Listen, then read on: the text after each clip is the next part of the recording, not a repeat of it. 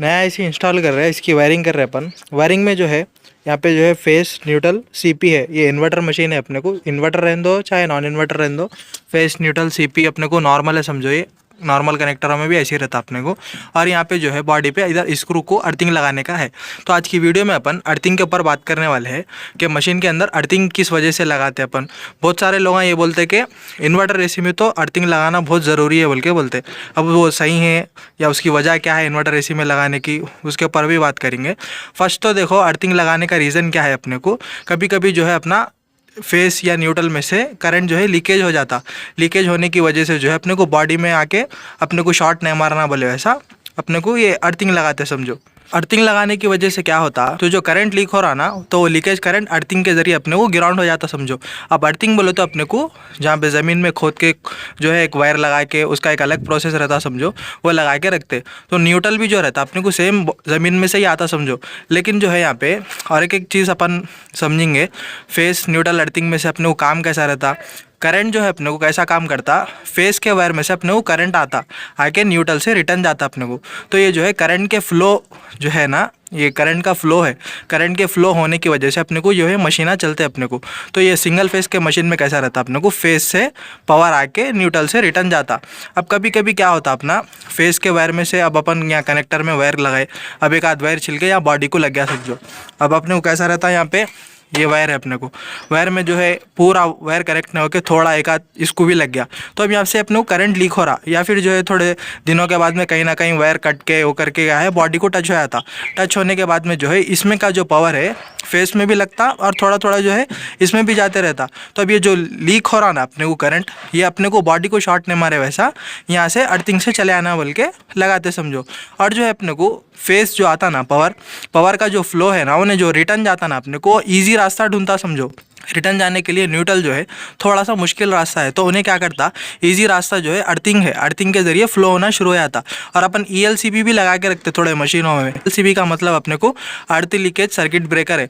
तो उन्हें क्या करता, फेस और अगर अपने को अर्थिंग मिल गया समझो, मिलते कि ELCB ट्रिप कर देता, तो कहीं तो भी अर्थ लीकेज हो रहा है बोले ऐसा रहता।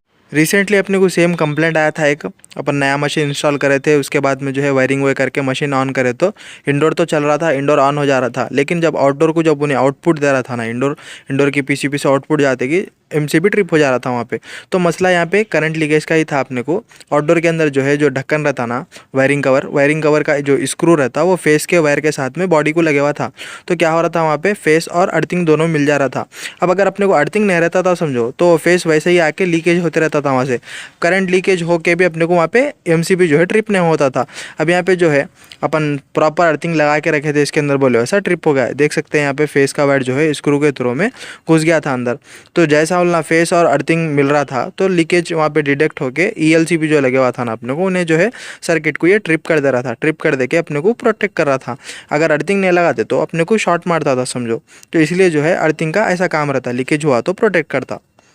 और कभी भी अपने को क्या होता, कहीं भी अपन मशीन को हाथ लगा एकदम शॉर्ट मार दिया बोले, तो अर्थिंग नहीं रहने की वजह से ही मारता, क्योंकि न्यूट्रल उसको मुश्किल रास्ता है, तो अपनी बॉडी में से फेस जो है फ्लो होना शुरू हो जाता। करंट फ्लो होने की वजह से अपने को शॉर्ट मारता, क्योंकि फेस ऐसा आके न्यूट्रल की जगह से अपने बॉडी में से फ्लो होता समझो। तो जो है इन्हें शॉर्टकटा मारते रहता फेस, इसी वजह से अपने को शॉर्ट मारता। अब ये जो है एक मोटी मोटी लैंग्वेज में समझाया समझो लीकेज का। अब इसके ऊपर डायग्राम्स हुए समझो, इसके ऊपर बने हुए। अब ये जो है नॉर्मल एक समझ में आ जाना बोले ऐसा बनाया। और ये अपने को इन्वर्टर एसीओ में लगाना कहीं को ज़रूरी है। अब नॉन इन्वर्टर में तो कैसा भी लगाना ही समझो, अर्थिंग तो लगाना बहुत ज़रूरी है। 3 फेस के मशीन में, सिंगल फेस कौन सा भी मशीन रहने दो, या फिर इलेक्ट्रॉनिक ले लो कौन सा भी रहने दो। नॉर्मल घर में अपन अगर ग्राइंडर, फ्रिज, वॉशिंग मशीन जो भी रहते हैं ना, अपने घर के इलेक्ट्रॉनिक्स में भी अर्थिंग लगाना ज़रूरी रहता, क्योंकि कभी भी कुछ भी लीकेज हो सकता। तो उसके प्रोटेक्शन के लिए अपन अर्थिंग लगाते। अर्थिंग लगा के अपने आप को सेफ कर दे समझो। कुछ भी करंट रहा तो उसमें से फ्लो हो जाना, अपनी बॉडी में से फ्लो नहीं होना बोले ऐसा। तो अब ये इन्वर्टर एसीओ में अपने को PCB से ज़्यादा बने हुए रहते हैं ना, तो उसमें से कुछ भी अपन को लीक हो सकता, कौन सा भी कंपोनेंट कभी भी फेल हो सकता, तो रिटर्न करंट मार सकता बोले ऐसा। ये जो है ये वायर देख सकते हैं, ये वायर अपने को PCBों में लगे हुआ रहता। PCB के कुछ भी अगर इक्विपमेंट्स ख़राब हो गए, पार्ट्स कुछ भी ख़राब हो गए, तो करंट उसका रिटर्न नहीं मारना बोले ऐसा ये लगा के रखते हैं, अर्थिंग में से चले आना बोल के। और अगर कुछ भी प्रॉब्लम आया तो पीसीबी भी अपना फेस यहाँ से फेस न्यूट्रल में से पीसीबी भी ख़राब नहीं होना बोले वैसा अर्थिंग को जो है अर्थिंग लगाना बहुत ज़रूरी है। अर्थिंग पॉइंट पे मेन अर्थिंग लगाना। अब इसकी वायरिंग में जो है यहाँ पे फेस न्यूट्रल और यहाँ पे सीपी लगाना है। जो कमांड पावर रहता है ना अपने को पीसीबी से आता है वो लगाना है।